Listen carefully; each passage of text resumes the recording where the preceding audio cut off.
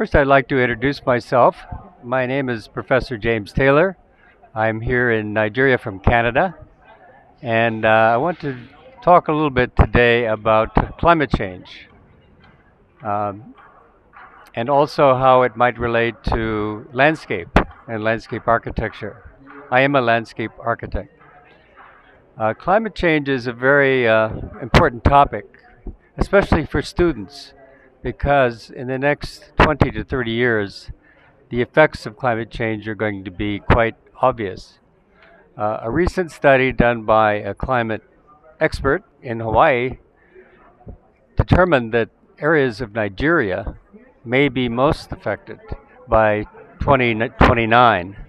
2029 is not too far in the future, so we may begin to worry about this today. We're only beginning to understand what we should do to offset this problem of climate change. Part of the solution, of course, is to reduce our energy requirements and reduce the carbon that comes from energy in the environment. How do we offset that? One way, of course, is through landscape, the planting of more trees, to not only provide a place for carbon to go, because trees produce uh, oxygen and take in carbon, and the carbon is retained in the tree. And by doing that, we reduce some of the problem. Um, the forested areas in Nigeria, in many areas, are being reduced at the present day for various industrial purposes. So those need to be replaced, and that's one job that we can do. We have an inspirational figure in the name of Madam Wangari from Kenya, who planted trees all through her country, organizing communities, organizing children. And for that, she was given the Nobel Prize. That's one place that we have inspiration from. But as high school students, you need to begin to think about this issue, and many of you may become interested in studying this and going into professions where you can be part of the solution. Landscape architecture may be one, but certainly there are other fields that are now beginning to address the issue of climate change.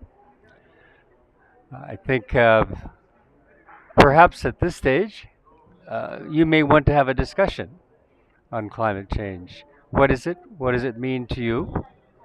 And perhaps Fedora will be there as a facilitator to lead a discussion in terms of what is it? What does it look like? How will it change our environment? And what we might do about it. The change, of course, is going to be in most places much higher temperatures. The other impact is more violent weather.